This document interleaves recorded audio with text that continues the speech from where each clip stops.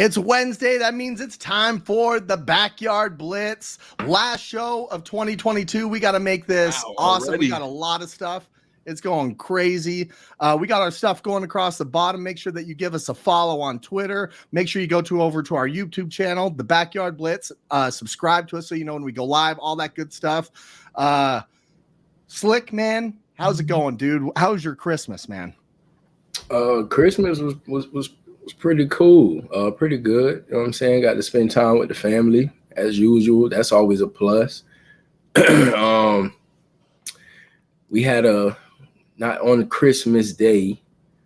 Was it Christmas Eve? We had like a color scheme, like pajama deal. And my girl got me to wear a onesie. Got me to wear a onesie. Of course, I put some J's on with it, and I was, you know what I'm saying, I swagged it out. Had to do my own deal, but she got me to wear a onesie. But it was cool though. It was that definitely was cool though. It was a cool deal with the family for sure. That's awesome, man. It was cool Christmas over at our house, man. How about you, BP? Yeah, man. Christmas was good, dude. The kiddo, like, this was probably the best year for her. Like, she was all into the Santa thing and was super pumped, like opening up her gifts. Like every little thing that she opened, she was like using her manners and like, thank you, like, this is awesome. I was like, okay. Like, she was really like trying to like every little gift I can get. It was pretty cool for her, man. But yeah, it was a lot of fun. We got snow. Like, we got like freezing snow. So we had a white Christmas here, which actually doesn't happen very often. That's what's up. Contrary to that was a pretty sight. Belief. Yeah. It was pretty cool, snow, man. Like, talk about snow, like freaking what's going on in Buffalo is crazy right now with they're like digging out. Dude, yeah, they're like digging out the players' cars. People and all that. died, man. 34 people died in that blizzard so far this week. Like in their house or like caught outside? Yeah, like vent people, like stuff like that. Like your power goes out and stuff, so people are on like ventilators and stuff in their house. Wow. Like they said, they've had 34 deaths in Buffalo. Like that's like a legitimate story. So.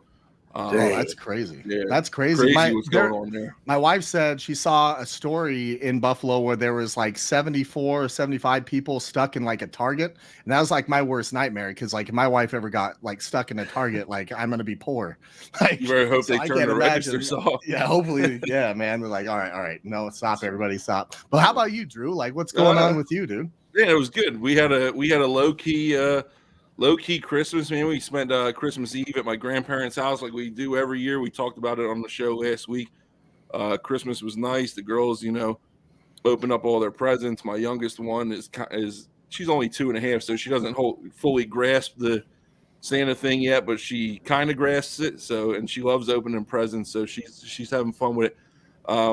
I mentioned something earlier on my Facebook that I had a story. Breaking story that I wanted to lead the show off with. I can't wait. So I want to get into that. I want to touch on something that happened last week, and we had talked about it. Obviously, there was a missing piece of our show last week. Proffit, he wasn't here. He said, the word on the street is he was down in Atlantic City with Tony Tree Toms. So I couldn't let, after the show, I couldn't let this sit, man. I was so worked up after the show.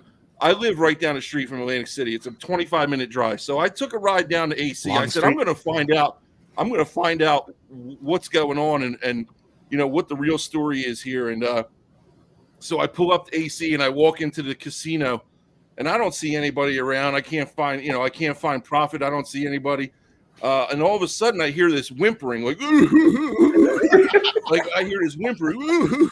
And I'm like, oh man, that sounds like Tony. Like, I better go check it out. So Tony, sure enough, is over there sitting at the bar by himself. I said, Tony, why are you crying? He's like, my wife left me, man. Tina left me. And I'm like, what, Tony? Well, I heard that the Proffit was here with you party. He said, no, he's gone. He left. He's on a plane back to home, whatever, blah, blah, blah. But Tina, man, she left me. I said, Tony, what happened? He said, well, she caught me with another woman, And I said, Tony, what other woman could there possibly be? He said, Chloe the Clam. I'm like, Chloe the Clam?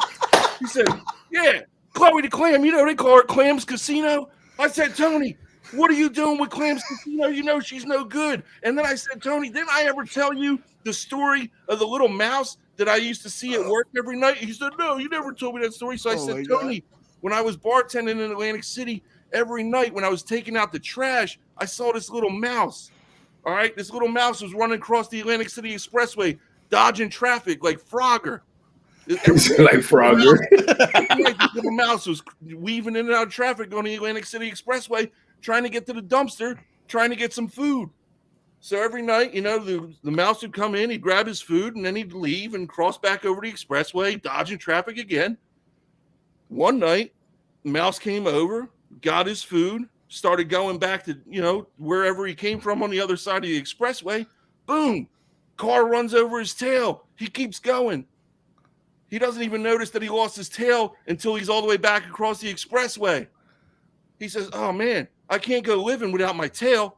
So he goes back across the road to pick up his tail, and boom, car runs over his head. I said, there's got to be a meaning to this story. I witnessed it all, Tony. And I said, Tony, the meaning of the story is don't lose your head over a little tail. You got to go back to Tina and tell her you love her. So I called him today. I said, Tony, we got the show tonight. I need an update. He says, Drew, me and Tina, we're good. I'm back in Hoboken. Everything's good. She's making gravy. We're having the gnocchi. We got everybody coming over for the New Year's Eve. I'm happy to report everything is good on Tony Treetum's front. Hey, everything's good on the Proffit front. We're good to roll here tonight. I just had to get that off my chest. There we go. There we go. Tony Treetums. Learn something from a mouse, man. I love it. I love it. Oh, Jesus. I don't even know where to go from there. I don't even know where to go there. Hey, you know, there was some football this last weekend. Don't lose your head over a little tail, man. I love it. You know, ever since we need to get that whiteboard back up. That's what we need. We need to get that whiteboard back up. But hey, you know what? We had some football this last weekend, and it was a crazy weekend. It was a crazy weekend. There was a lot of stuff that happened.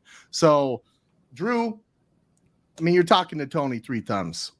He's having the midlife crisis. Mess, dude. He was a mess. So had the midlife crisis. We had Christmas clams. Oh, get away from those clams. But what stood out to you this week? Who was your winner this last week for the NFL? One of my winners, I had a couple, but you guys had already jumped on them, which is fine. But one of my winners, and I give them a lot of grief, but the Packers. Sorry, I had. How about those Packers, huh? Yeah, the Packers were. That face that it put on. He did. Yeah, well, it was like an advertisement in my ear or something. Anyway, Dolphins didn't. I mean, I don't care what you say about Tua. You know, he was hurt or whatever, dude. He just didn't look good. So I don't know if that was part of the concussion or whatever it was. But we talked about early and then last half. We talked about the Packers needing to come out and play tough, and they did. They're down 20-13 at halftime, and then they come out and hold the Dolphins scoreless in the second half.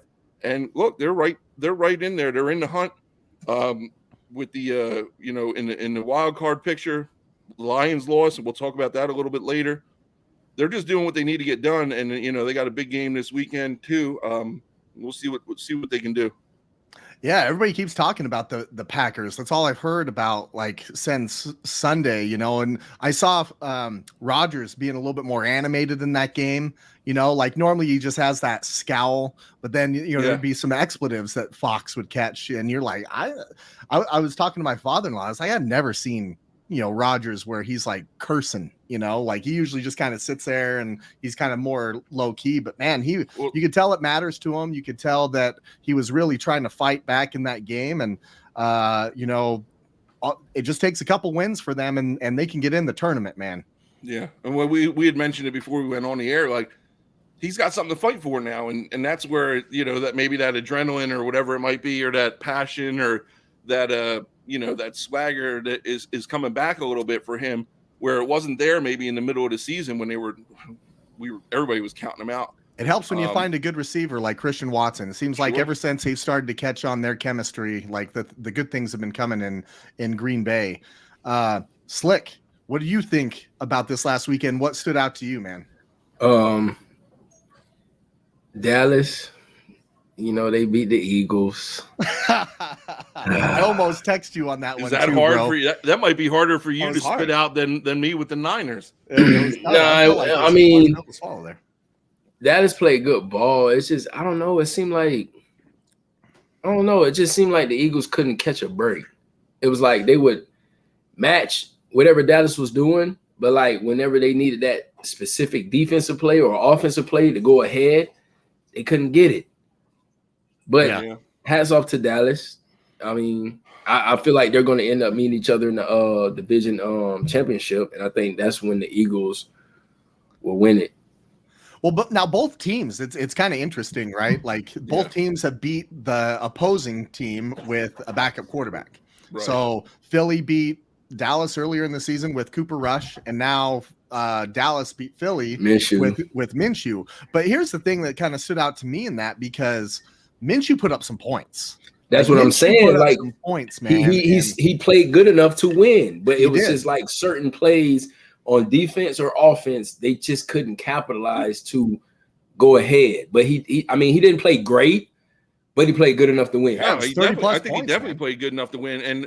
And one of the reasons they didn't win was that secondary, which everybody's been so high on all year. And I saw something online about the T.Y. Hilton, who they had just signed earlier this month, creating separation, 6-7 yards of separation with Darius Slay, who's an all-pro corner. He made the man that met the legend of Philadelphia, and you got 7 yards of green.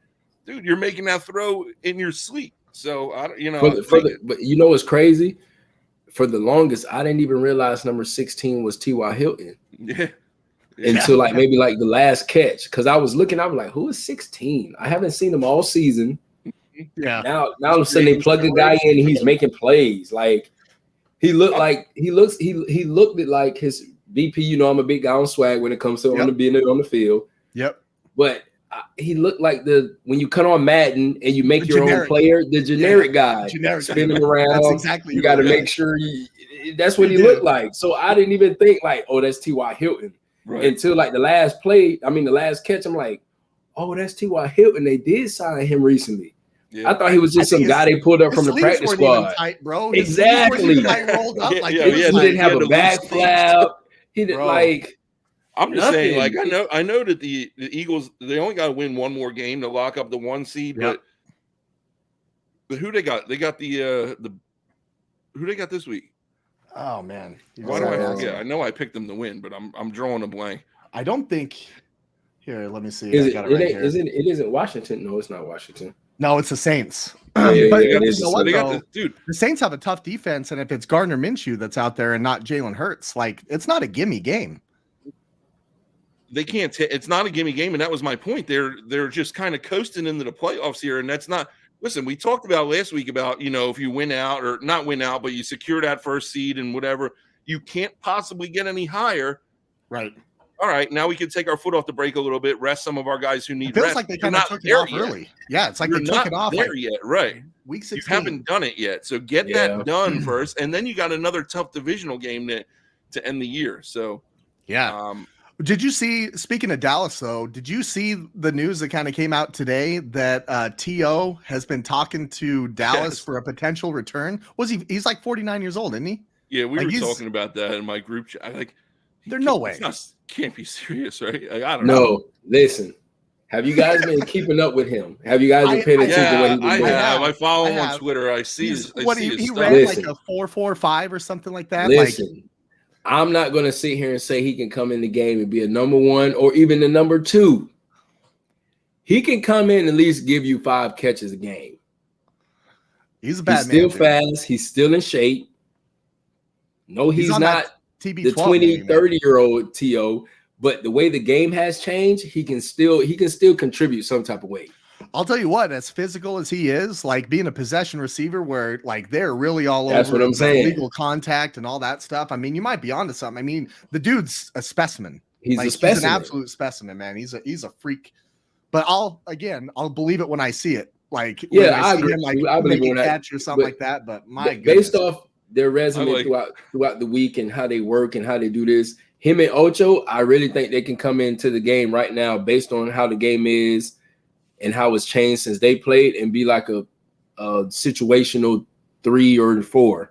I really Can you do. imagine the storyline though? Like Dallas, like if they played San Francisco, right? Like that could happen. It would be in San Francisco. But can you imagine like T.O. had played for them, and like he's invited back, like Jerry Rice is at these games, and all of a sudden T.O. comes in wearing that star. That would be a weird. Dude, I like what Rachel said there. I think he's bored. If no teams have signed OBJ yet, no team is signing T.O. Come on.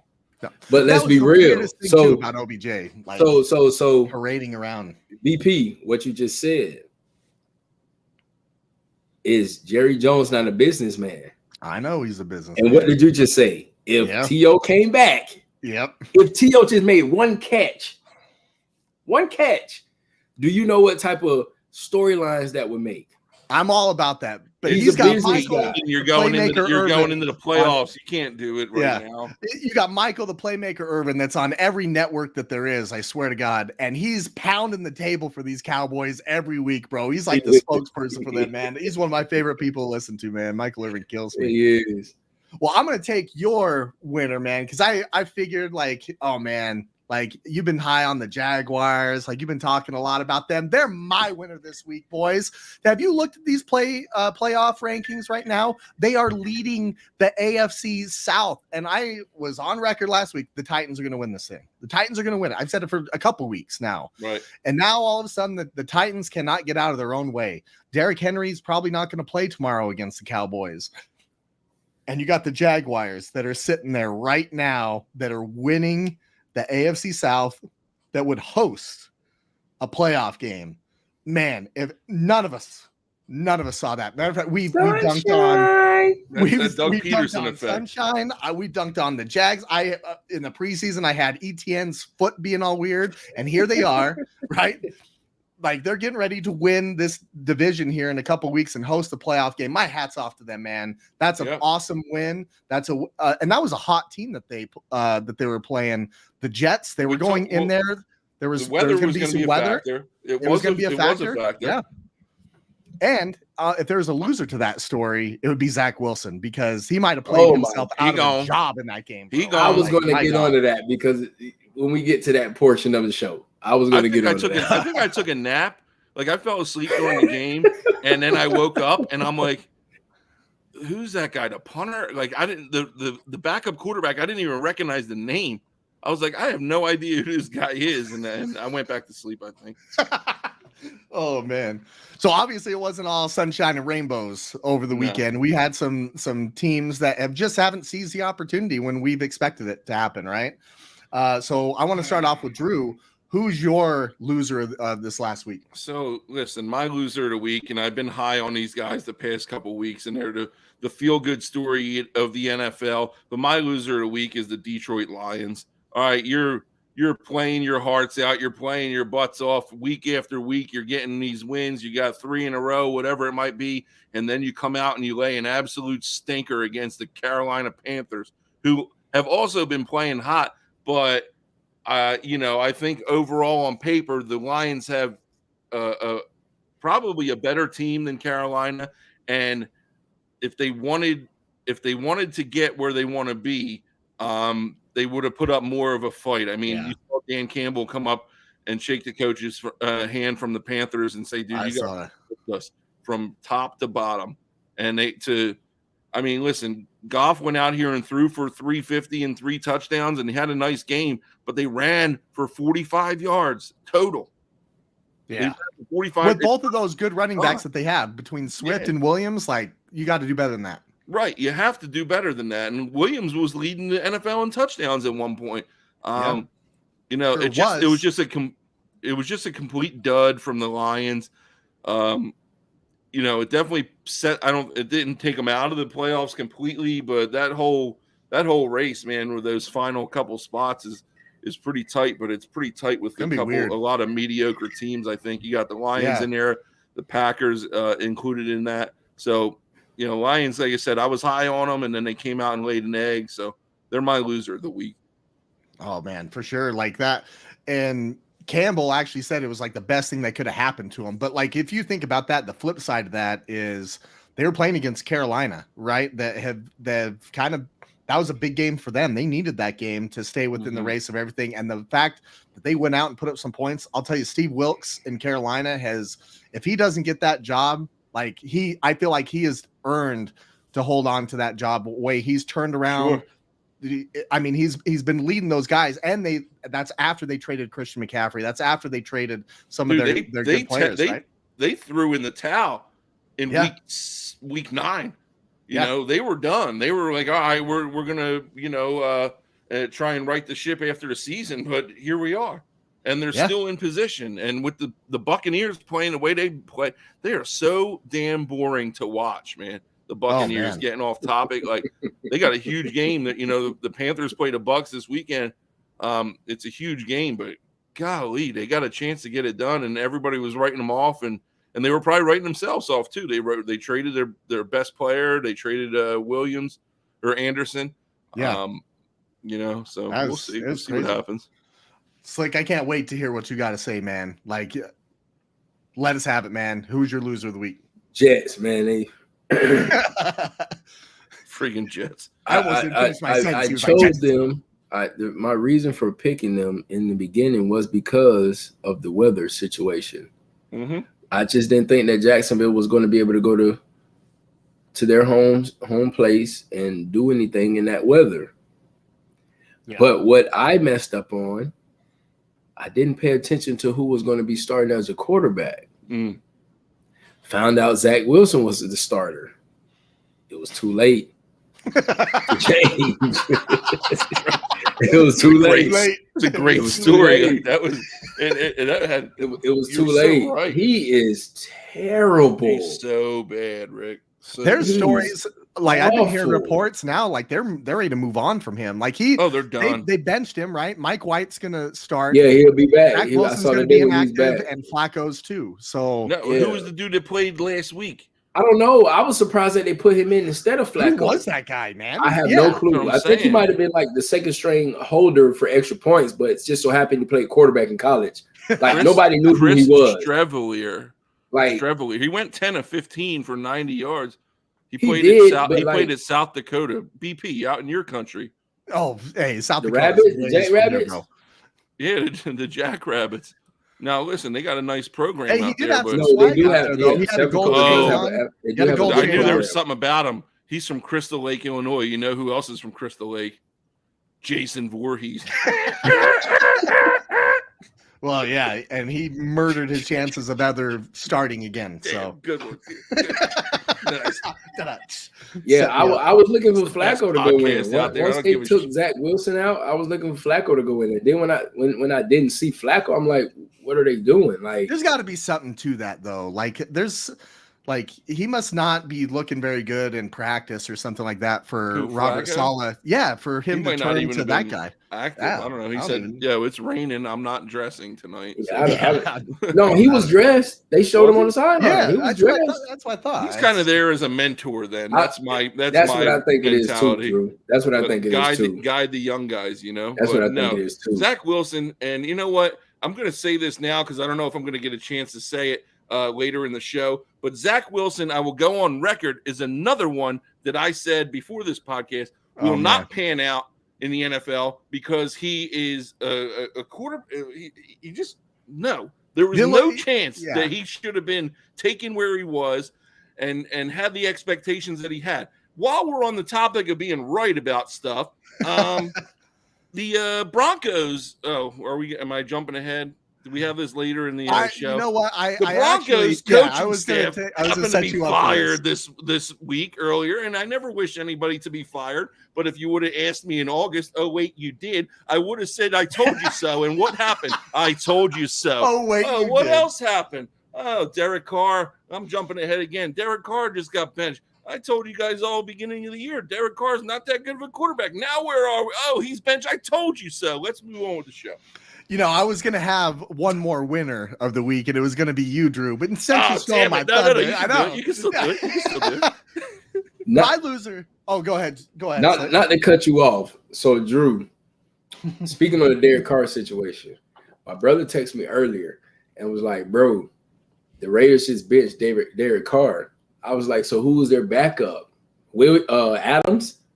Because like, let's be Jason real. Stidham. Since Carr's been there, whether he's played up, down, terrible, whatever case may be, I haven't heard anything about any type of second string, third string. Like they haven't even attempted to put him on the bench. Like the way they presented the Raiders, their offense, you think that it's only one quarterback. Yeah. Like you're right. I think you're right. So for them to say that they're he's on record, now, I mean, I'm still like, who's the backup? Yeah, no, I they're hear you. still in the Rick, mix of everything too. They're on record. The head coach is on record. They're on record. They're done. They're moving on from Derek Carr. They said they want to keep him healthy for the offseason so they can get a highest amount of trade value for him. They're done. Yeah. Derek Carr is done in Las Vegas. Who's his backup though? I really don't know. Jason Stidham or Jason Stidham or whatever. Yeah, Jason Stidham. He played in New England, I think. I think isn't Nate Peterman still on that roster somewhere? Golly, that sounds like I can't believe strap him back on and play QB over there. Sound like two dudes who used to spend a lot of time in the library in college. Peterman. What do you got on the test, Peterman? I spent a lot of time in the library too, but we had a bar called the library. I did too. Every time my parents saw the debit card, it was come up as the library. I spent a lot of time in the library too, but those two were the two guys that I'm sitting beside. Did you get the notes from science class? Did you get the notes from? You ain't telling me nothing about getting through college. A lot of people made a lot of money off me. Listen, people do not understand being a student athlete in college. Dude, I was up at 4 time job. I'm not going to go down this road right now. I was up at 4:25 every morning hitting the gym. Like, oh my god! Yeah, I said I did 5 o'clock workouts. I did more before my 9 a.m. class than you're going to do all day, and I still exactly. It was crazy. 5 o'clock workouts, and if you were late, you had something on top of that before your first class. Oh, and that's not like if you go on a road game, like you're like leaving town, like but you're leaving on like a Thursday, maybe. If you're flying to a game, you're leaving Thursday. Thursday night. Oh, but you still have to figure out all your stuff for Friday and all that stuff. Yep. Well, boys, like you totally stole my loser of the week, but it's Derek Carr. Like, how do you have? Let's just go over that offense. You have Devontae Adams. I get that there's been injuries. You have Josh Jacobs, who's the leading rusher. You know how many quarterbacks in the league would kill to have a leading rusher behind them just so they could have success? Okay. You had Waller. He went out on IR. You had Hunter Renfrow. He was out for a little bit. But both of them just came back though. I know they just came back and they're in the middle of this thing. But like to Drew's point, Derek Carr lost his job. Like with the Raiders forever. He's not going to ever have a Raiders jersey on again. In fact, I don't know who would want him after you have that sort of talent. You have one of the best receivers in the game. I think Devontae Adams is one of the top 3 receivers in the game for sure. And you lose your job when you have him on the field with you. I know the defense has a lot to do with it. I don't know if they're going to completely blow it up or whatever, but they're still in the mix of this. I mean, they still have a long chance, like a very long shot. But the fact that before they play the 49ers, which is a rival for them, that they say, okay, you sit out. By the way, Stidham, you take your first ever start against the number 1 defense. We don't care what happens. We're not going to have Carr get hurt because we want to make sure that he has the highest trade value possible before or after the Super Bowl. And then not to mention, you got Devontae Adams, who looks defeated. Like you got Josh Jacobs basically saying he can't wait to be done after the press conference. He was ready to be done with the Raiders. You could just tell. And then you got Devontae Adams, who that's his buddy that they just benched. And he's focused on the next 2 games. So what happens with him? There's going to be a lot of change that happens with the Las Vegas Raiders this offseason that we're going to talk a ton about. And it all starts with what Drew had said, number 4, Derek Carr. And it's his fault. It's his fault. This is all happening in my mind. Can I ask you something? And I'm being dead serious. Didn't Devontae say, like in the summertime, he was asked about like Aaron Rodgers being a Hall of Fame quarterback, and Devontae made some kind of comment like, I have one right in front of me or something along those lines? It's nice to get to go from Hall of Famer to Hall of Famer. Yeah, something stupid like that. And I was like, come on, dude. Like, I get what you're trying. I get what you're doing, but you got to think though, like, and I get what you're saying, and it's not that I disagree with you because I do agree with you, but you got to understand, like, if I'm Devontae Adams, I go to Fresno State, and you helped me get to where I'm at. I get it. I get in it. college. In my eyes, all the records you broke your brother's records and whoever else records that I get it. held at Fresno State. In my mind, like, that's your dude. Yeah, that's my dude. You have all the attributes, all the tools to be a Hall of Fame guy. Now, fast forward Fresno to State NFL. No, that's what I said. Fast forward to NFL. Different ball game, different level. Like, it hasn't transitioned over well. No. But what's going to be Inducted crazy into the Hall now? of Fame of Oak High School. Yeah. Derek Carr. Derek Carr. And he's still better than, I'd say. We said we had that average. You got those average. I'll say he's still better than the bottom 15. He's average. He's right. He's right in the middle. Right in the middle. Maybe he's better than the bottom 15. I'm just wondering who they bring in now. Like, you scrap everything, you draft a guy, or do you go get a guy? Because Vegas is a place that you can't really rebuild and draft a dude and say, like, here we go. Like, this is a place where you want people buying because the Eagles selling got their tickets, pick, don't they? The Eagles got their first round pick. Yeah, they're going to have to trade Carr for like a first rounder because didn't they trade him away for Adams? Yeah, didn't they give up a couple first rounders? But I think the Eagles have got. I don't know, whatever. But you're right. I don't know. Yeah, that's crazy. But what'd you say about me being your winner of the week? Though? I was gonna say you're gonna be my. You blew it. You took it. But all right, like, let's just all move these on, things. Then. You were right on Hackett. You were right on Carr. And that was the first episode of the season. Now you flat out just said it. So I got to give you your props, man, because this week made you look like Nostradamus for real. Now only if your picks were that way. Yeah, right? Well, like that's picks, the only we'll talk about that a little later. About those. Listen, I tell my buddy this. He says, "What did you finish dead last in the DraftKings the other day?" I said, "I want the people to have fun. I don't want to win everything. I don't always want to be right, bro. I can't always be right all the time. Like share the wealth." Speaking of, so let's take a look at the playoff picture real quick. Oh, let's get this going here. Playoffs. Playoffs? Don't talk about playoffs. You kidding me? Playoffs? That is really a classic. It's not just how he said it or what he said. It's his body demeanor, his everything, facial gesture, everything. Like he was really so mad. He was mad that somebody even like said it. Like, what do you think about they're probably like week 14 games. Like, what do you think about your chance with them? No, playoffs. Like, boom. Mike Gundy had another good one today or yesterday. What did he say? He's notorious for you want to come and somebody come at me. We hit on it a couple weeks ago. I'm a man. I'm 40. Well, the other day. At one of the bowl, I think it was yesterday, at one of the bowl press conferences, somebody asked him. They said, "Well, now's the time with the NIL being in place. Like a lot of staff is moving on. Like, do you anticipate any staff changes?" He says, "You think I'm going to tell you that?" He said, "This is people's lives. This is people's families, and I ain't telling you that." I said, "I'm gonna take your credentials from you. Get out of my press conference." Oh my Something God. along those lines, and he wasn't very happy. That's fantastic. Dude, you're the highest paid, and I found this out. He's the highest paid employee in the state of Oklahoma. I believe it. And he's treating people like that. But again, money equals power. Yeah. He said, "Get out of my conference. Get out of my press conference. Get out my dang on press conference." With the mullet, he still has the mullet. That's crazy, man. Well, hey, so let's take a look. So this has changed a lot since last week. Okay. So we have a lot of teams that have locked up the playoffs. So we'll start on the AFC side. We got us a race going on for that number one seed. We got the Bills still sitting at the number one top. Struggled with Chicago first half of that game, then blew them out. But I'm still not sold on your boy Josh Allen. Like, he's still not doing the things that I think he needs to be doing consistently for 4 quarters. Then you got the Chiefs that are playing. They didn't blow out the Seahawks, but you could tell they were the better team on the field. But here's the team that y'all should watch out for, and that's the Cincinnati Bengals. Huge game this week against Buffalo Bills Monday night.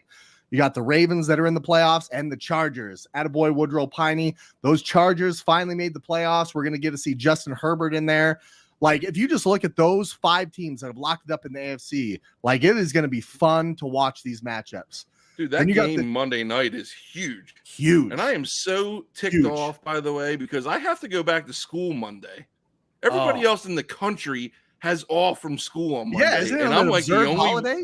No, I'm the only one in the world. I said I got a full slate of New Year's 6 bowl games that are being played on Monday, and you're going to make me go back to school? Come on, guys. Damn. We I don't don't think go I got a back to the TV night. in my That office. should have been your loser of the week, bro. Right Yeah, there. well, Like, that I was a don't wanna- gimme. Yeah, I don't want to sweep anybody under the rug, but I'm not happy about it. They're Yeah, not we going got a on lot live of or lot anything. of big games this weekend. A lot of big games. You got the Jaguars. They're right there. They're leading their division in the 4 seed, and the Dolphins, who are now clinging on to dear life because of what's going on with Tua. He's already been ruled out of this week's game. Okay. Yeah. Go to NFC side. The Eagles have locked it up. Well, they're in the playoffs, but they haven't locked up that number They one haven't seed. locked up the division or the seed or the number 1 seed. No, I think they've. Oh no, you're No, right. they You're didn't right. They lock haven't up locked the division because if the Cowboys win out and the Eagles lose out, Cowboys flip win. flop. Wow.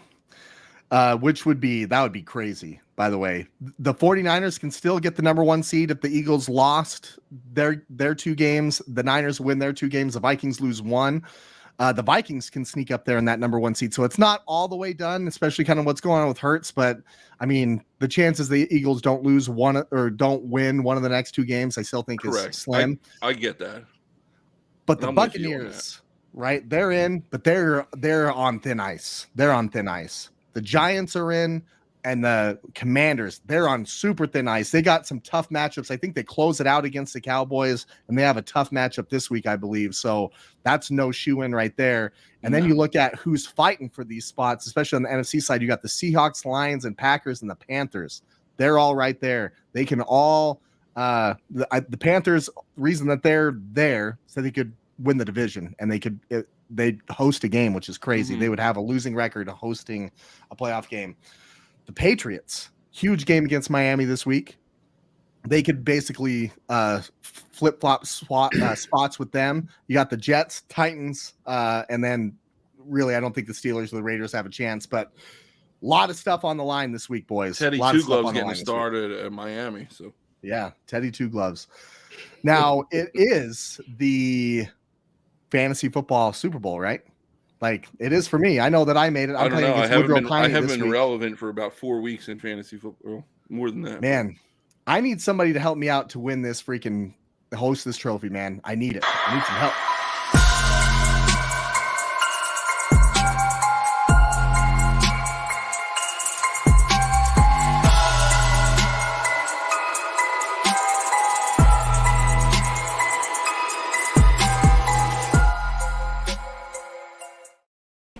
Whoa. He's back. Ho, ho, ho! Merry Christmas, everyone. He lives. I hope you guys are being good. Santa comes this Saturday. No, that was last week, bro. It's like Last week? Yeah, Christmas was. Oh, man, was that last- whiskey last diet I told you about a couple of weeks ago, boy. Whew. That's a good thing. I can take this off, and I hate acting like someone I'm not.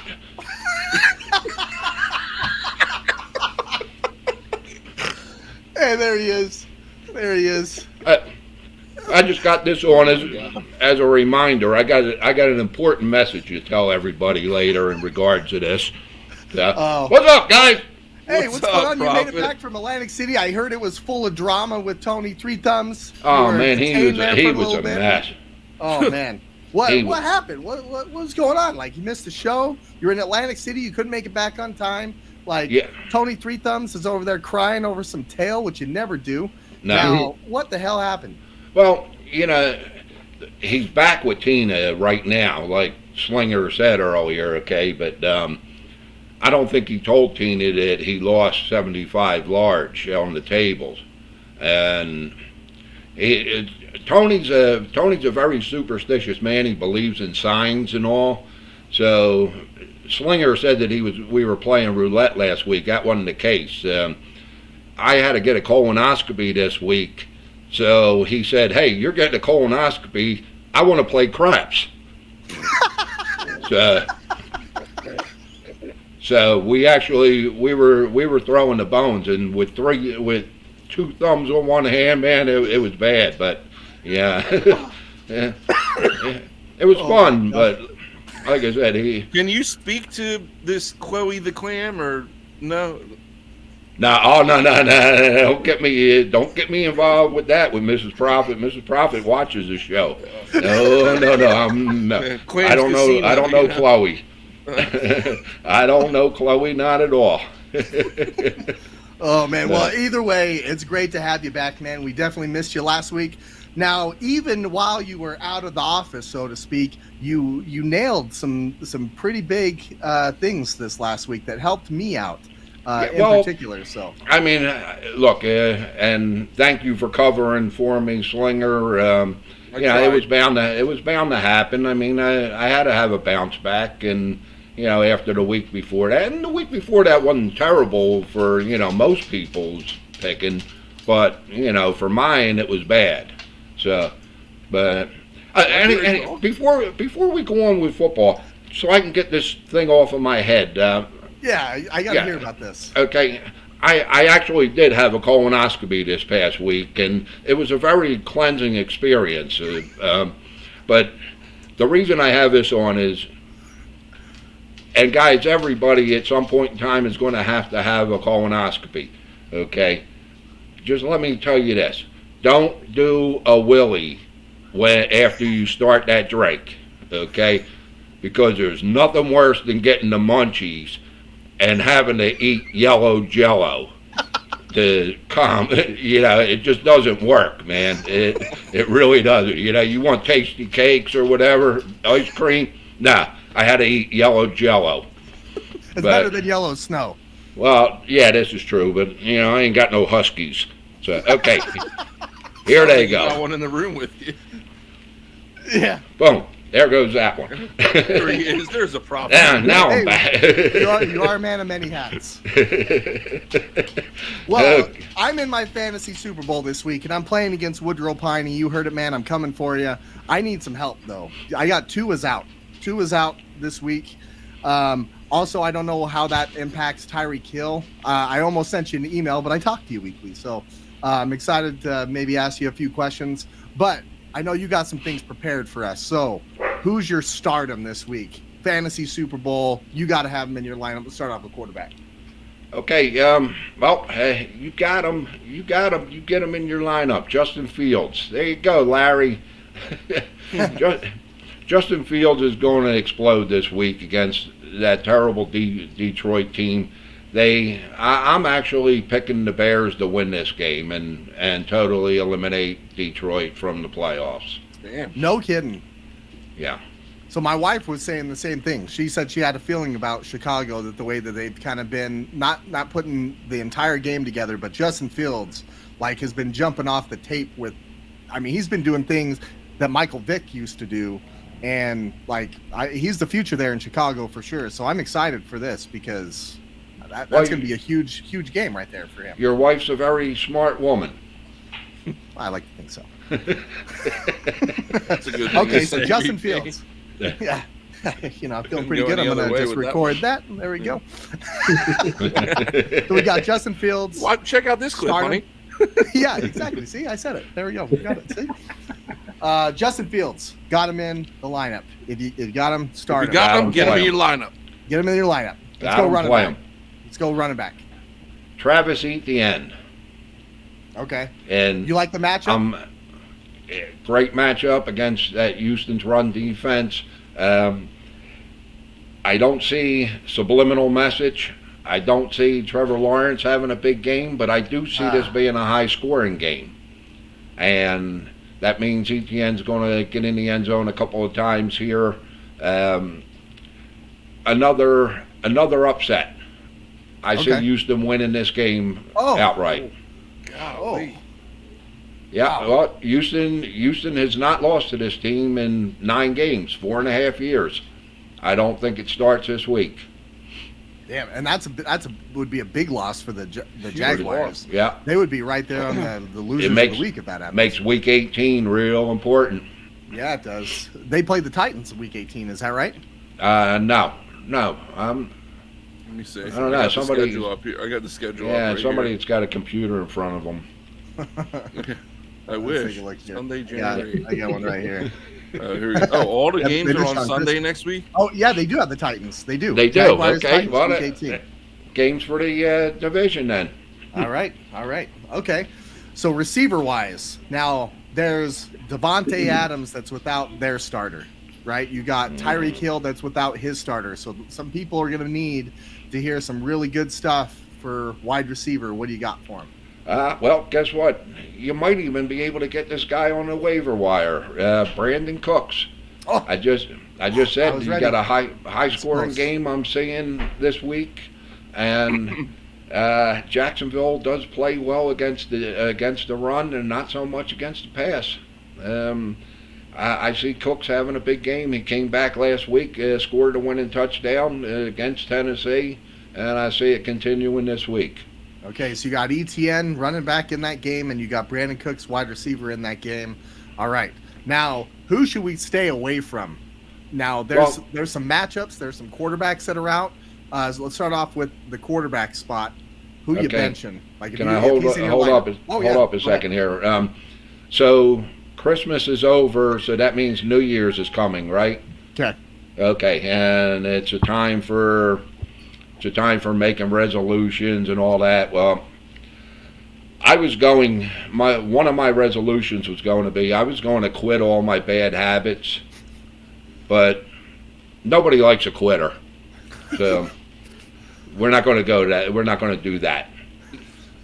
But I did choose to have one resolution this year, and that is that I'm going to start reading more. So I turned on the subtitles on my TV. Yeah, that should work. That'll help you out. Okay. Yeah, you're a gentleman and a scholar there, Proffit. I try to be. I love it. No Chloe clams. Oh man, Clams Casino. Clams Casino. That's got to be a stinky joint. There's a reason. Never mind. I'm not doing Yeah. All right, Siddums. Let's go with quarterback. Okay. Who we sit?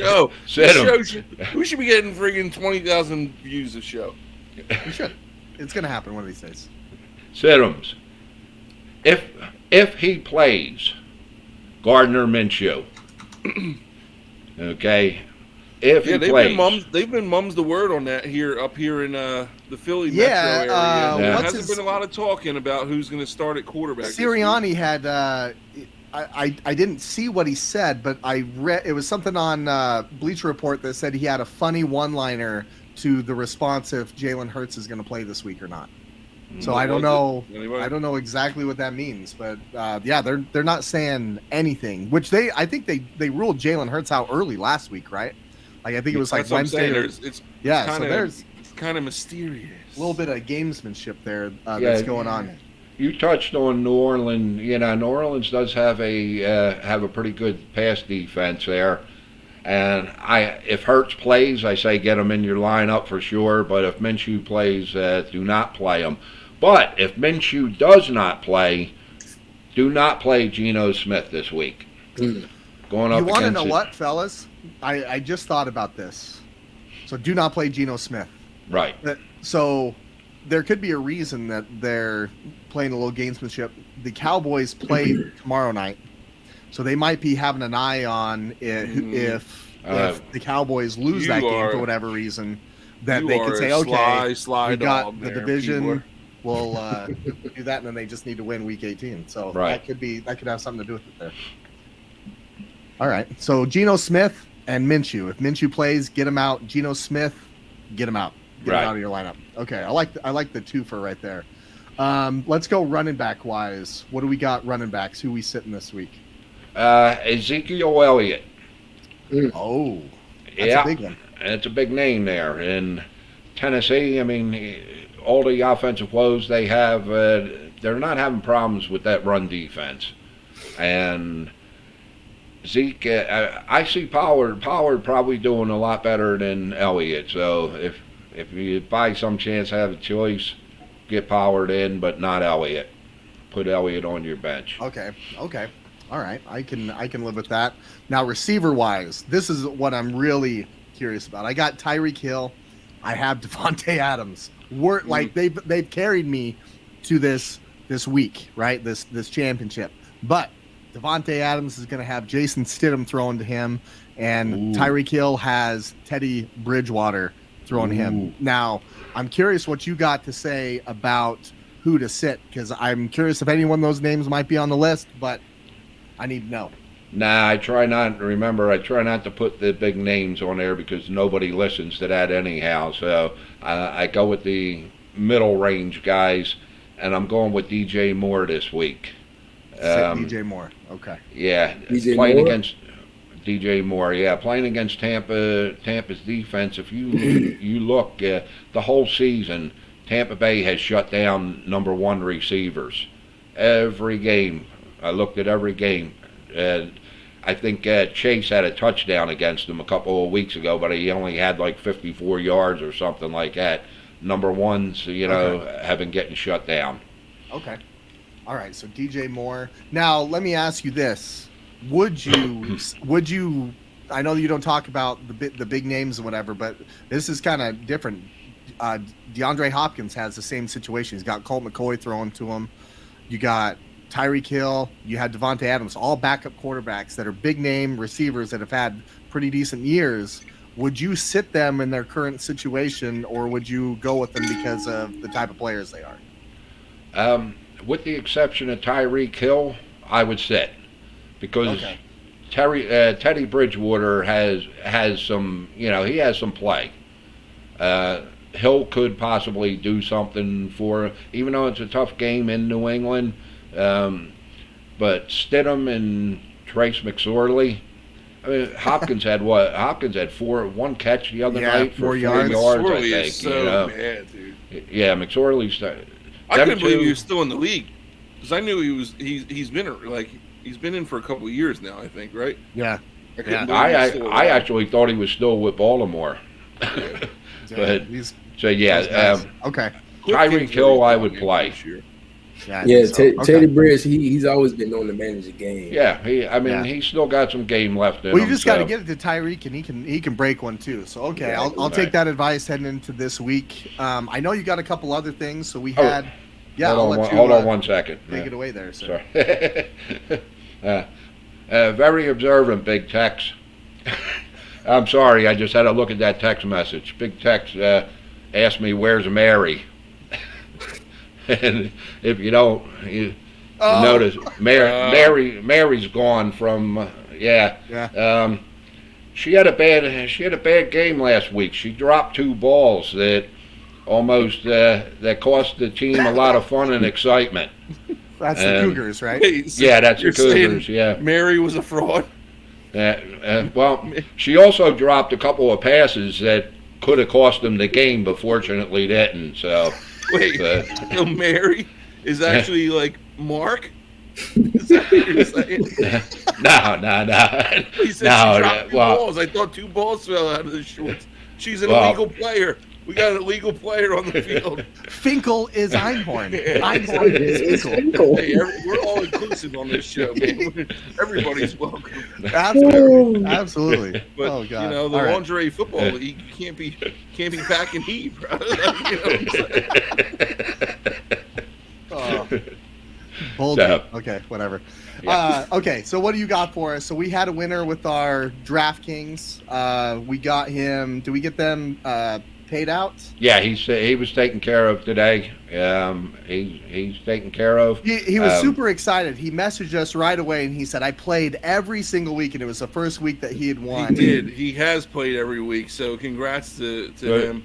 And I forgot. And I apologize because I forgot to mention last week's winner. And I forget who it is, but with the Proffit being, caught up in what he was doing. Joe Matthew won it this week. He had 183.5, so he was really getting close to that extra bonus. And who got it last week? You remember or no? Oh, it was oh man, Deebs, I thought.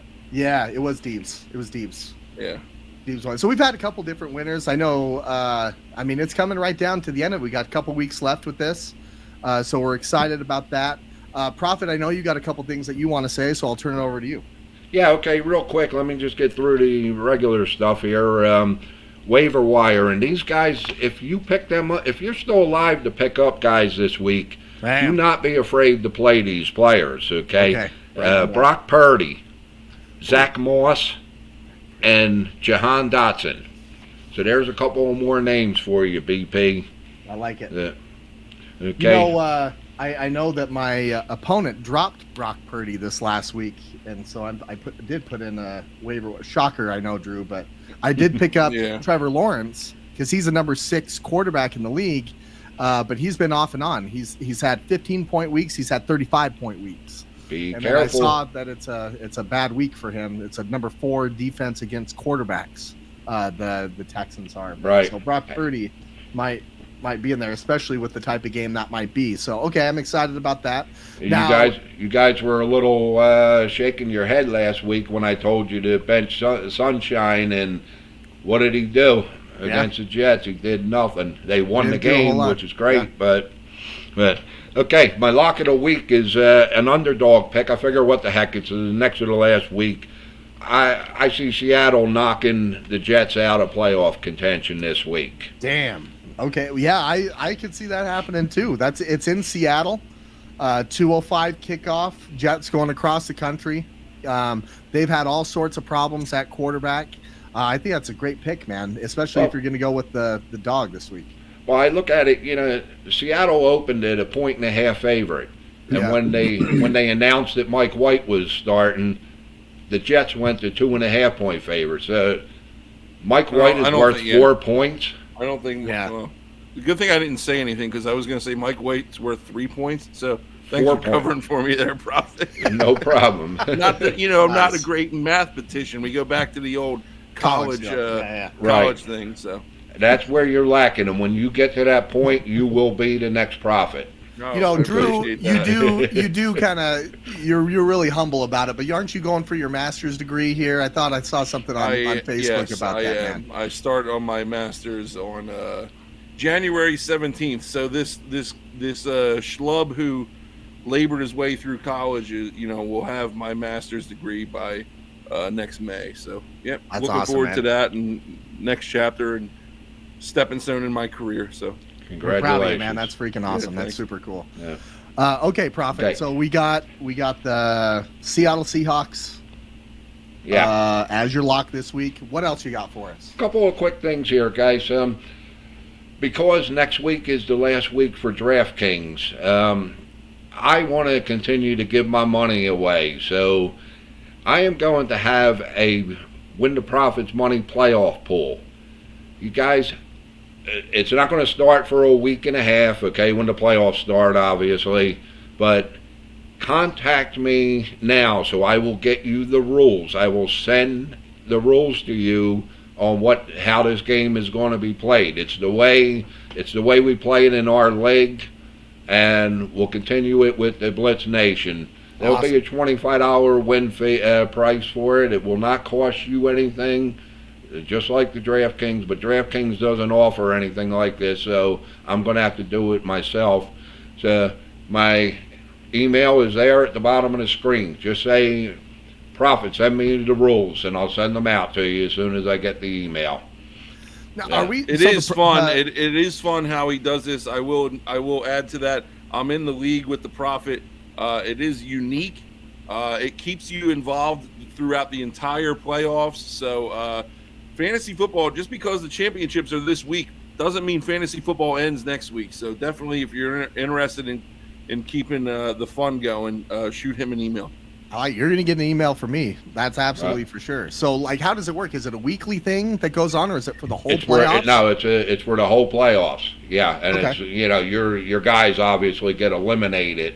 As they lose. That's actually pretty cool. That sounds really fun. I don't want to give too much away, but I'll give a little tease. Like you get 3, what is it, 4 quarterbacks or 2 quarterbacks? Two quarterbacks. 2 quarterbacks, 3 running backs, 4 receivers, whatever it is, and then it's strategy, man, because you got to pick who you think is going to be there till the end, but you're only allowed a certain number of players per team. So. You can't take like 6 guys off of the Niners, BP. So. Yeah, well, they're going all the way. So I know what you're talking about. Reach out. Comment. Yeah. I finally got my master's in painting. I got that a long time ago, man. I was early on, you know. I was early. Yeah. Early Okay, and then my shout out, guys. I missed you last week. Merry Christmas to everybody, and I hope everybody has a great New Year. We love you guys. We'll see you again next year. I got one email here, and it comes from Buff Josh A, and he writes, "Should I start should I start Josh Allen or Joe Burrows this week?" Ooh, okay. I said, great problem to have, Josh. But until Josh Allen proves he can win the big game, I would say start Burrows. Oh my God, that's a shot taken. Hey, you're forgetting who writes you into the script here, Proffit. You better watch your words, all right? Hey, I got the producers in my ear. They're telling me I'm being good. You better take it easy. You heard it here from the Proffit. You better. What happened to your light, Brandon? You just I don't know. I must have just got real bright on you. Yeah, I totally see that. I must have hit a button. That's it for me this week, guys. And remember, boys and girls, rock and roll ain't no noise pollution. So. Yeah. I love it. I love it. We love having you. Happy We can't New wait to Year, have you next week. Happy New Year. Yeah, we'll see you. We'll see you next time. Okay. See you guys. Yeah. Oh man, that guy kills me every single time. Like Every straight single tears time. from that guy. I tell you what. It's Before too we bad get that into he didn't find this like podcast thing sooner. Not this podcast in general, but you talk about a personality, dude. Proffit's a personality. Oh yeah, well, I'm glad that he didn't. I'm glad that we get to steal him. Like I'm glad that he's with us, man. Because he'd be on something else. We wouldn't be able to afford his contract. I know that. So I know. Let's not fill his head. It's already getting expensive. Yeah. So let's take a look at the Pick'em leaderboard here. I forgot it last week. My bad. Griffin Mom #1 at the top of the list. She's been at the top of the list almost every week but one, I believe. 153, so a 3-game lead over myself. Heedman 55, Tap the Rockies. It's still a really tight race. You got Ice QB at 148, Greg 147, and King Mirage 146. Now we got 2 weeks left in this thing, and this is a tough week. If you guys already looked at the picks, this is a tough week to pick. She did have a tremendous week this last week, 12 wins. So I'll tell you what, Heedman 55, Tap the Rockies. You guys are gonna have to lock it in because I'll tell you what, I've had more conversations with my mother this week over picks. She's been stressing about this. So you got 2 weeks left. 2 weeks left to bring it home. So here we go. Let's get into our pick'ems this week. And we got our Lucy's New York style pick of the week. And we got a beauty. This is a good game. We got the Dallas Cowboys coming off a really big victory against the Philadelphia Eagles. And we got the Tennessee Titans, who are all of a sudden clinging to their playoff lives and their division title. They cannot lose this game. It's in Nashville. Derrick Henry is out, from my understanding, in this game. Drew, that's news to me. But Drew, who you got in this game? Who you like, and what's the score? I'm putting my hand down. This one ain't even going to be close. Cowboys are going to roll in this game. No Derrick Henry, no life in this team. They got no fight. They got nothing. They got no quarterback. They got nothing. The Cowboys are rolling a little bit. Like I said, it's a long shot, but they still got hopes. They still got a shot here at the NFC East. So Cowboys in this one, dude. I'm gonna go Cowboys 33, Titans 10. Ooh, straight up ass whooping you got. Okay, yes. It's not even gonna be close. Not gonna be close. Slick, man, who you got, man? What's the score? Broncos. I'm on the same. I'm not the Broncos, but the Cowboys. My bad. Oh, that was too good. My bad. Cowboys. That whole conversation we had about the Broncos earlier with Wilson and how terrible and the coaches, it's still in my head. Cowboys. But you just picked them. No, I definitely didn't pick them. Cowboys, like Drew just said, I think it's going to be a blowout. Basically, I'm gonna go 35-14. 35-14. Nice. Keepman says I mean, it's 34-13. That's a great score. I like it. Like 34 with no 14. Derrick Henry, No Derrick Henry. And that I means just you don't see, have a solidified run game. Is Tannehill back? Or that's is what I Willis was still just going to playing? ask. I don't think Tannehill's back. From my understanding, he's out for the, So you the still have season. So Willis. this is Malik Willis that's No running knock the to show right Willis, now. but they still, even with Tannehill, you don't have a for sure number one receiver. Well, So- no Tannehill, no Derrick Henry, and that's their offense. So Exactly. you know, I like the 30s. I do like the 30s in this, but where'd you guys go? Who clicked on something? What just here? happened? I didn't click I nothing. I hear you. I'm talking. Yeah. Well, that was There weird, we go. fellas. There that we was go. really weird. I've never Oh, had that he's happen. trying I just got a notice saying my Drew, audio. he's trying to steal the show. He wants it all is that for what? himself. No, nah. Yeah. I'm going to go with.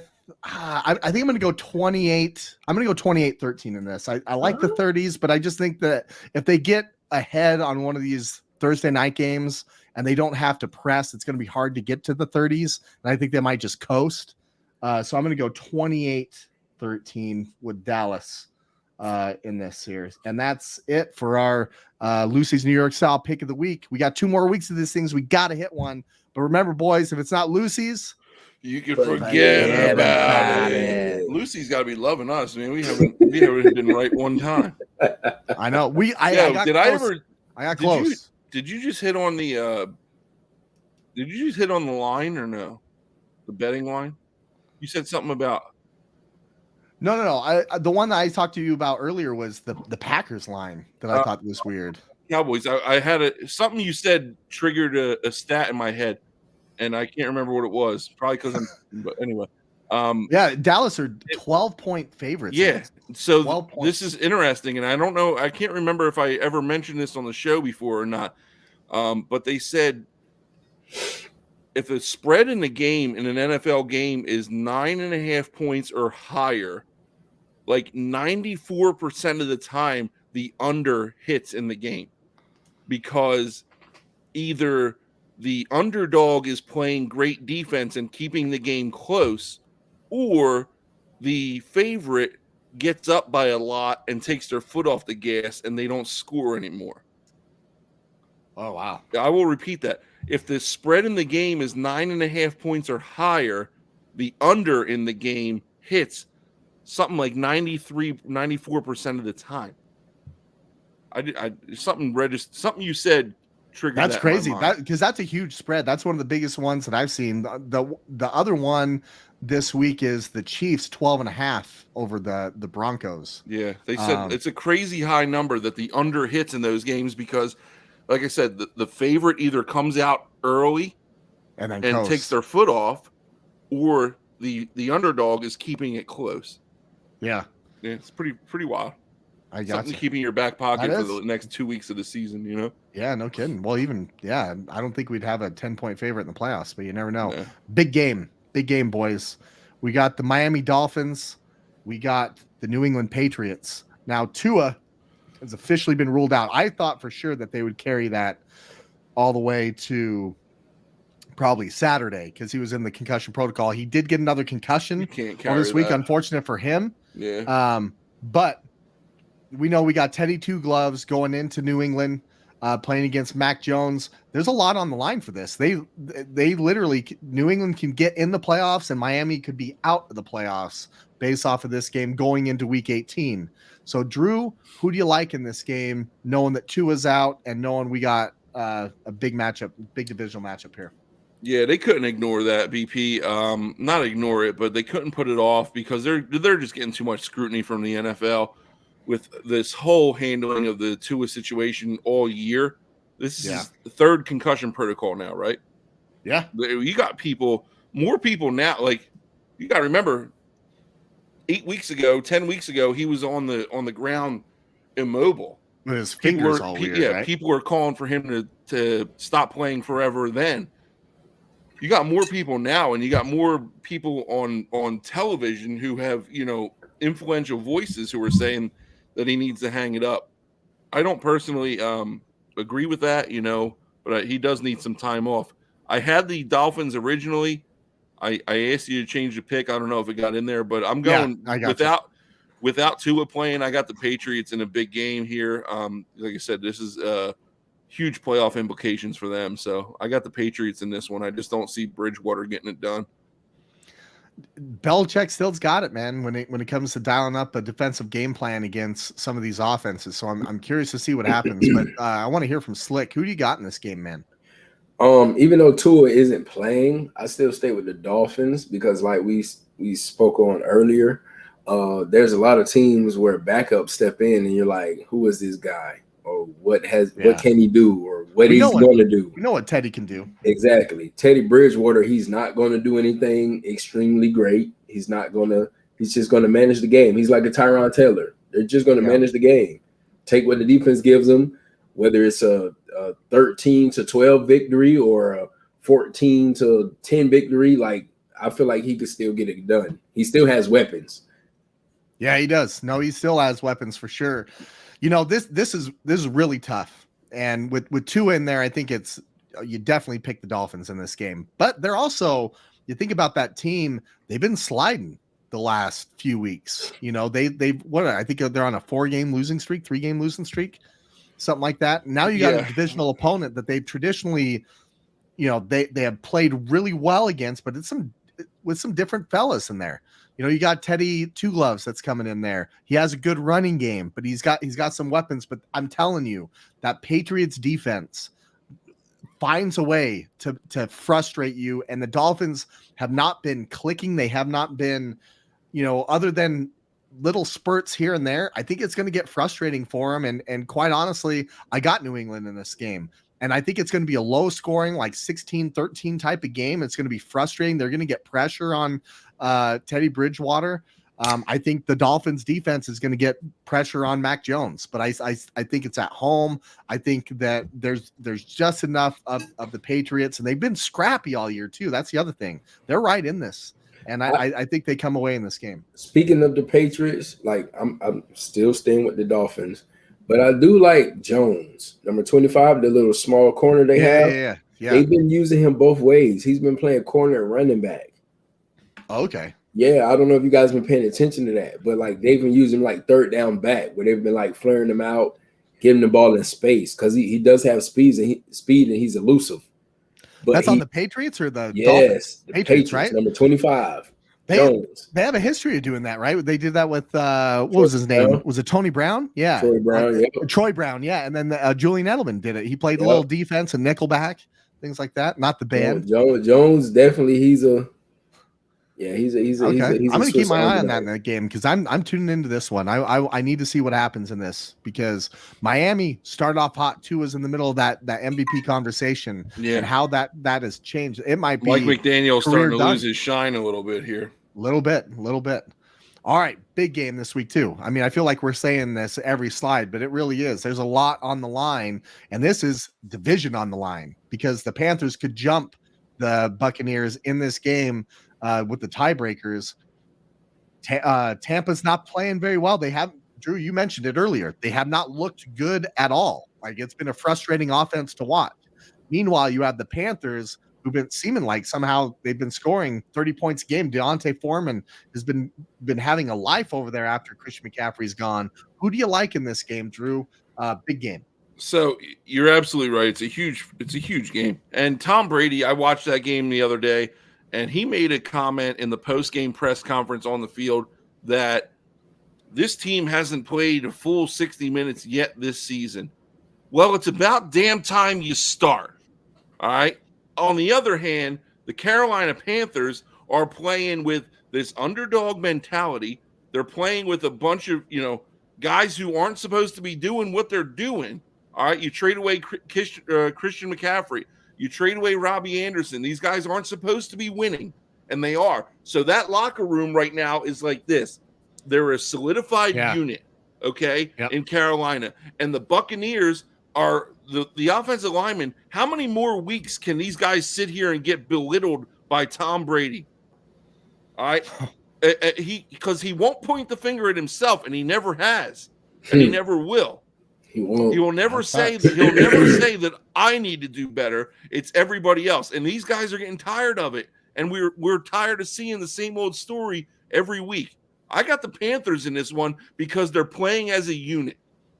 The Buccaneers are playing as a bunch And of their head individuals coach, Steve and Wilkes, getting has lucky. done a tremendous job. Like, I feel like that needs to be said. Like, he has been doing a tremendous job there, leading that group who, quite frankly, GM wise, they threw in the towel. You know, they traded a bunch of critical pieces away, but they're still in the middle of this thing, and that's all credit to him. But you're right, they are playing as a unit. The coach has got them. And I think the Panthers are like I said, they're playing for one another, and the John Buccaneers agrees are with you, playing in spite of Brady, I think. Yeah. Slick, who you got in this one? I got the Bucks. I didn't want to pick them, but I got the Bucks. Is that I the TB12 factor, man? Yeah, it's definitely that. Like, don't get me wrong, the Bucks haven't been playing well, but they've been finding ways to kind of like squeeze out wins within the last 3 to 4 weeks. Yeah, I think they've went 2-2.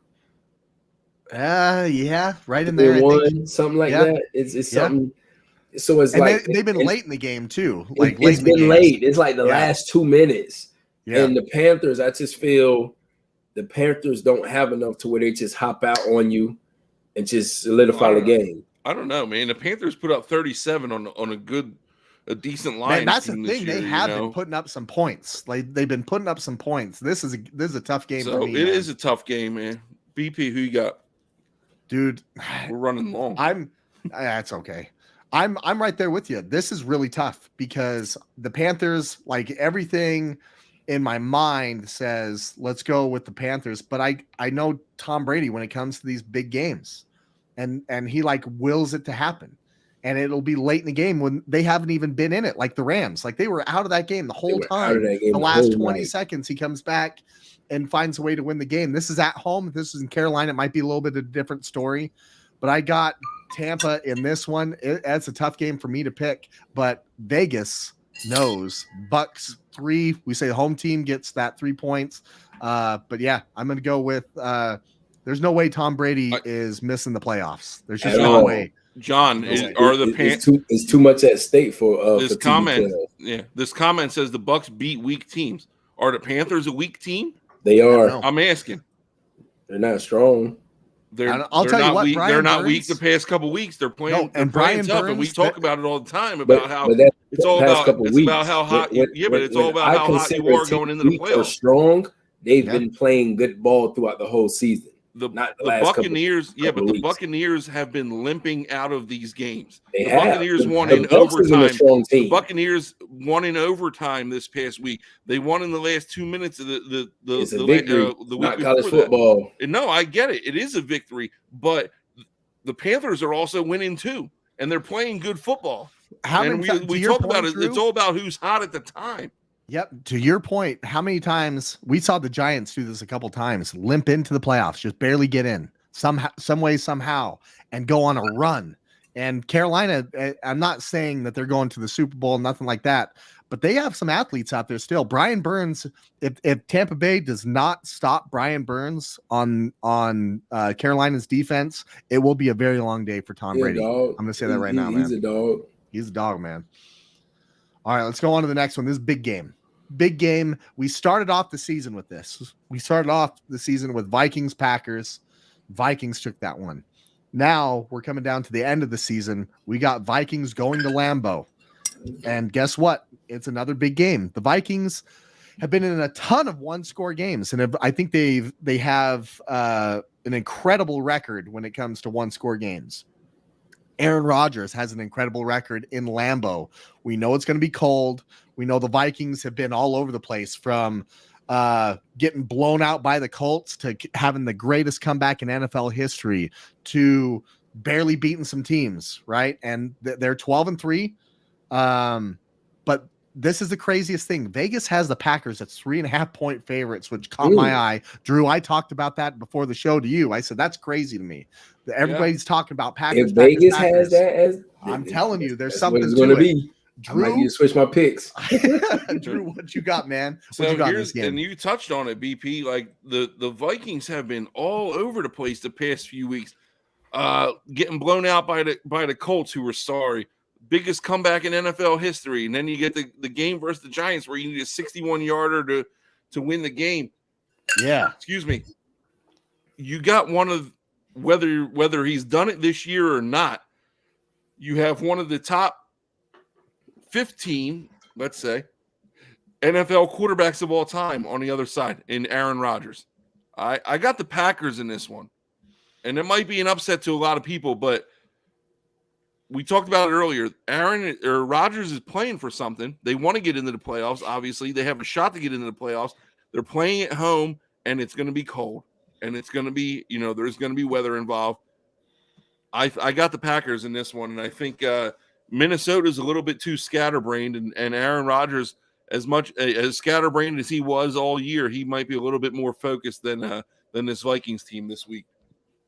It's going to be, I'll tell you what, this is as big as a game as there is with, the disparity in record. 12-3, 7-8 going into week 17. You would never think that that's a huge game. This is big.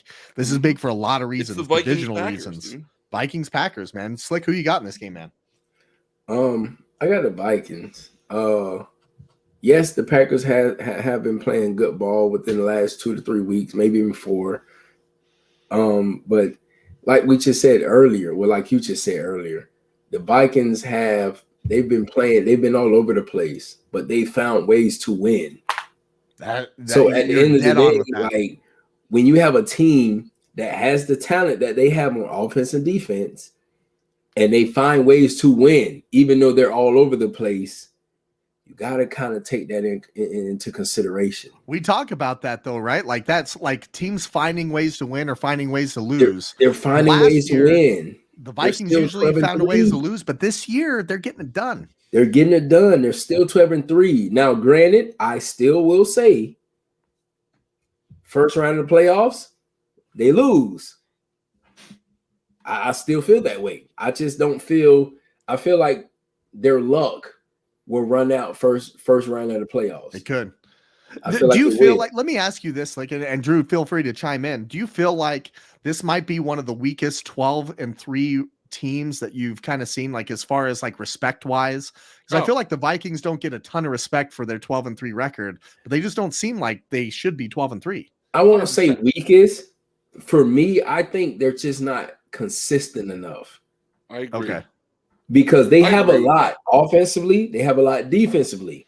And they like when everything is hitting in all cylinders, you're like, shit, I don't even want to cuss. You're like, wow.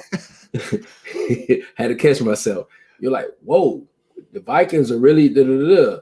But then the next week, you might come out. Well, it's like the way they came out against the Colts, right? Exactly. You know, and you're like, whoa, are they really that team? They're so inconsistent. They can't do this forever. And they can't do it in the playoffs because the playoffs is different type of football. All right. Different type of football, different mentality, different meaning, everything. Yeah. I just think that the Packers, I'll tell you, they're used to the elements. So I just think they'll finish the regular season strong. But like I said, first round, I really I don't know who it is and don't care who it is. I feel they will find a way to lose the first round of the playoffs. I think they're even just trying to hold on to that second seed. Quite honestly, like they have so many weapons and they have been all over the place. I think that you hit the nail on the head with the consistency. I'm going with Minnesota in this game. With all that being said, because of one reason, Justin Jefferson. The Packers just don't have a guy like that. And I just feel like he can take over a game. I know the Packers are riding high, but this is, I mean, for the Vikings, and you just think about the history of the Vikings in that division of the NFC North going against the Packers. Trying to plead a case. He's trying to plead a case, but here's the thing. The Vikings have an opportunity to send Aaron Rodgers home. They do not want to see him. They don't want to deal with him. They don't want him in the playoffs. Get him out of there. This is their chance in Lambeau to go in there. They're going to be motivated to do that. Now, Rodgers is going to have to play a hell of a game. I'm picking Minnesota in this just because of that superstar of Justin Jefferson. I do not think the Packers are going to have an answer for him. And I know that they got some guys on defense. I just don't see it happening. I think it could be like John had, I think he had 20 or a 30-23 in that game, I could flip flop that. I think it's Vikings 30, Pack 23. I don't think the Pack are going to be able to offensively keep up with them. So let's not forget about Cook. I know. He's a beast too. Speaking of beasts, we got a ton of them in this next game. This is a huge game. This is game of the week. Monday Night Football. Could not have a better matchup. This game, as we saw with the playoff picture, has a big impact on the number 1 seed in the AFC because the Bengals can go from the 3rd seed to the 1st seed in this game because they beaten the Chiefs and they would have beaten the Bills. They would have home field advantage and a bye week. You got Buffalo going into Cincinnati. Massive game. Drew, I can't wait for you to talk about this because you got Josh Allen and you got Joe Burrow, 2 different styles of quarterbacks, but 2 really good ones. Can we not? 1, 2, hold on. 1, 2, 3, 4, 5, 6, 7, 8, 9, 10. Okay. Can we not, we're not going to ignore the fact that the Bengals have won 9 out of their last 10 games, right? We talked about it in the beginning of the year, how these guys have the most could have the most potent offense in the entire NFL. While I have this love for Josh Allen and do respect him as a quarterback, I also respect the Bengals a hell of a lot as a team. Yeah. I got the Bengals in this one over the Bills in what might be a shocker to some. But this game, all right, you guys all talked to me and they said, oh, Drew, call out Monday. I might be calling out Tuesday. All right. I hope nobody's watching this. I might be calling out Tuesday because I'm staying up until the very last second of this game because this might be a 42-40 barn burner, and who knows what's going to happen. But I think this is one of the best games of the year, if not the best game of the year, and I can't wait. I got the Bengals, but this is a toss-up. It is. What is it? 1.5 point favorites for the Bills? Yeah, 1.5 or 1 point favorite. Yeah, it's going to be gnarly. There's weapons all over the field for this. Like if you like offensive football, like this is the game to watch. Slick, who you got in this one, man? I got the Bills. Even though BP, we on the same page when it comes to Josh Allen. I feel like he finds a way to the same way he's done the last few weeks. Yes, he hasn't been the Josh Allen that commentators and the NFL and everybody else wants him to be or what they've spoken of him. He's still found a way to make things happen. Or I'll say the Buffalo Bills have made a way to make things happen. I mean, I like the Bengals, but I feel like the Bills, they've been finding ways. Like, I don't know what the way is this week, and let's not fail to mention James Cook has been playing good ball recently either. That was the Proffit called it out last week, and I think he had 99 yards, just shy of 100. He's been playing good really ball in the pass game and the run game. He's been playing good ball. He has. So Drew, you got the Bengals. Slick, you got the Bills. I'm going Bengals. The Bengals they've been the giant killers in the AFC, man. They've had the Chiefs number. I think they've won 3 in a row against the Chiefs, and the Bills, they play very similarly to the Chiefs as far as they run through their quarterback, and for somehow the Bengals always have an answer for it, and offensively they're able to dial it up on their side of the ball and get it done. Now, this is not going to be an ideal situation for Josh Allen. It's going to be in the jungle. It's in Cincinnati. It's going to be cold. It's going to be loud. Not saying you can't handle that, but the inconsistency with the Bills where he struggled for a half against Chicago. You cannot have a bad half against the Bengals. You can't. You're going to I'm not saying they'll get blown out, but you'll be struggling the entire game.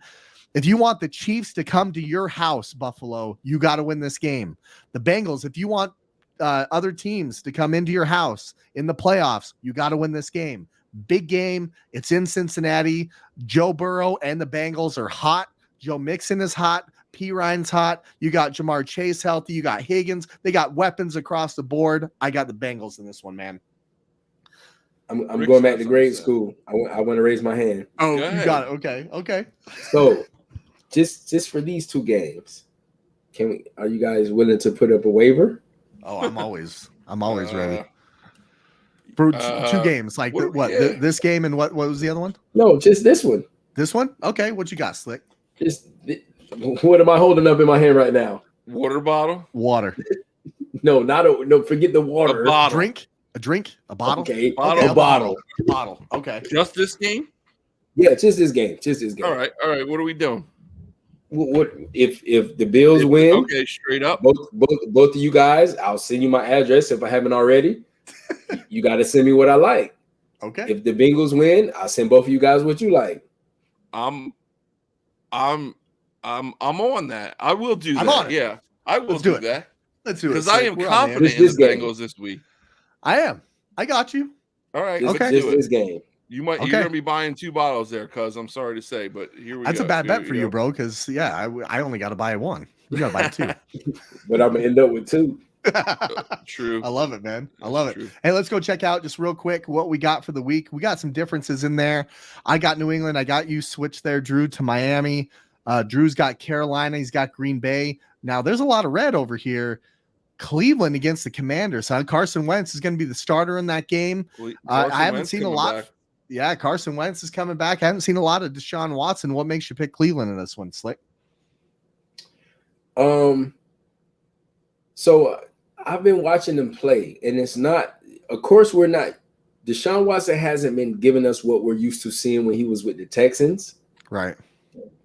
But the fact that he's been out of football, because I don't care how much you train, people get the whole mindset of, oh, he's been training hard, or anybody. They've been training hard. They've been whatever. They're still in shape. It's a different factor, and both of you guys know it's a different factor when you've been training and being in the line of fire when those bullets are flying. Is different. But the fact that he's been out of football and he's back in, he hasn't played terrible. He hasn't played to the standards of what we're used to seeing Deshaun Watson, but he has played well enough to make the Browns either be in a competitive situation or either to where they can maybe win by a field goal. Okay. I'm excited to see it. It's going to be, that's at Washington, so you're not going to have to deal with the weather they had to deal with last week. You got the Jets over the Seahawks. You got Buffalo, which we got a bottle on the line right there. Looks like you're going to have to talk to my mom. She's talking about, like, I mean, I'll put it up right here. You can't go back on it now. What are they like? I'm in. I'll buy Brand Andrews. Yeah. I'll tell you what. Yeah. Johnny Blue for me. I'll take Wait, Johnny so Blue. is No, that I'm just 4 for me? I don't know. No, she's going for Buffalo. She's on your side, bro. Oh, she's with me? She's with you. She's with you. Mom peeps. Yeah. Wait, all right. Hold on. Drew, you said Johnny Blue? Walker? No, I'm kidding, man. I wouldn't do that to you, man. I'm just I'll probably stick with the Tito's, man. Johnny Blue Walker is some nice stuff, though. Yeah, it's smooth. It's you smooth. saw Slick light up right there. It's also about $250 a bottle. I wouldn't. It is, but it's some nice stuff. It's real smooth. I'm not the Proffit. I couldn't afford that, man. I'll tell you what, we'd have to get out to Tony Treathons.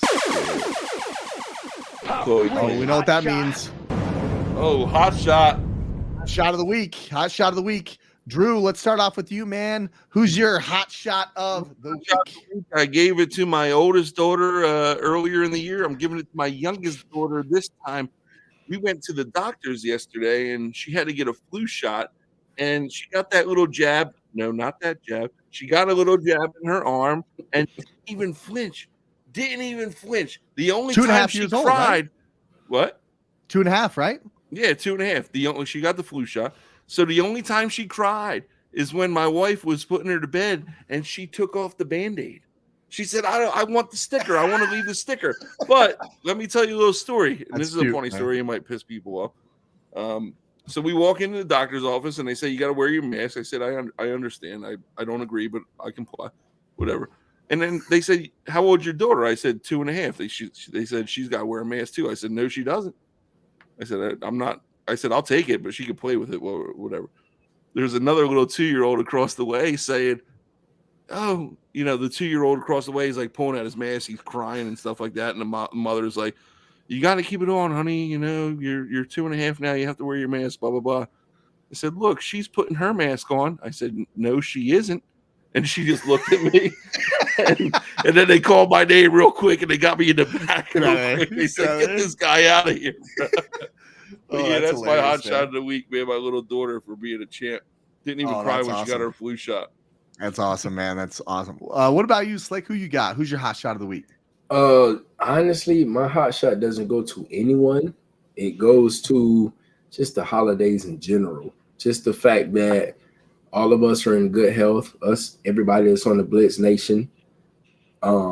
Just the fact that we were able to be with our families for the holidays, because I'm pretty sure you have friends that you grew up with. You have friends that you grew up with or went to college with, me in general, that they're not here. Or if they are here, they've lost a loved one. Sure. Yeah. So the fact that everyone was able to be with their family members for the holidays, Christmas, yes, New Year's hasn't came yet, but the fact that we were able to see Christmas, it's a blessing. To me, it's a blessing. Especially cheers to that. Last week, Drew, when you told us about your mom's situation, like, hats off to you. Yeah, hats off to you. Thank you, man. Hats off to you. Like, I lost a few people in my family, aunts, uncles, grandmas, just to cancer in general. No matter what type of cancer it is, I've lost them. And the fact that your mom is still here, she's fighting, and you get to see her on a daily basis, or you get to talk to her, hats off to you, respect to you. Like, I give a shots to everything. Appreciate holidays that. in general. Cheers, like, Rick. We here. Yeah, we are here. Mm-hmm. You get what I'm saying? Like, made another one. We are here. Made another one. So mine, kind of on that same line. It's gonna go to my dad. Like, he's been dealing with some stuff, like, on his end, And this dude, I'm gonna tell you what, man. This guy, I would not be half the man I am without him. Like, the reason I'm so competitive is because he never let me win at anything when I was a kid. So, like, when I finally won, I was like, I'm gonna win now. Like, I will play my grandmother in tic-tac-toe and go for her throat because of my father. Like that, I'm telling you. But he's going through some stuff right now, and I want to give a shout out to him. Just say, man, Dad, I love you. Like, I wouldn't be where I am without you, and you're my hot shot of the week, man.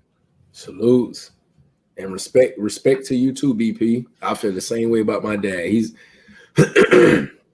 same deal. Like you said, if you grow up, for the first 5 or 6 years, it was just me before I had any of my brothers. So you just grow up trying to compete, I got to be better than him. Not understanding science takes place. Not understanding he's bigger than you. He's stronger. You get what I'm saying? And that day when you finally compete and you actually beat him, whether he lets you or not. Hey, I feel like I can beat the world at that point. My mom's going to laugh at this because it was grid kid football, I think it was like 7th or 8th grade. But my dad was coaching, and he was having us do like all these military exercises, and like some of the guys were like getting like pissed off, and they're like, we're not doing this. And my dad goes, you know what? I'm going to run around. And it was like a huge lap. I'm telling you, this was like a half a mile lap to run around. And it's like, if any one of you guys beat me, we don't have to do this anymore. And he just takes off running. And like, everybody just kind of looked at him, and like my eyes lit up. I'm like, I'm going to get him. And I just started running, and he was beating me 3/4 of the way through. And on that last turn, like when the straightaway, like tears filled my eyes. I'm like, I'm going to get him. And that last like 50 meters, boom, I just blew past him and like totally undermined my dad, right? Like, he was trying to do it for a point, and I was like, yeah, I got him. And I like, I know you. Man, I was so pumped, man. It was good. But for me, that moment came, I think 9th grade. Like basketball, like that was my first love. That's what my dad introduced me to. Mm-hmm. Like, that was his deal. Like, he was all state, all American, everything in high school. Had some tryouts with a few pro teams, whatever the case may be. So I think like 9th grade, we were at the park, and he was talking big cash. Yeah, you can't do this, you can't do that.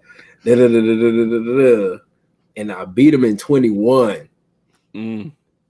blocked That's this good. ball once and ripped him once and returned it and went and dunked.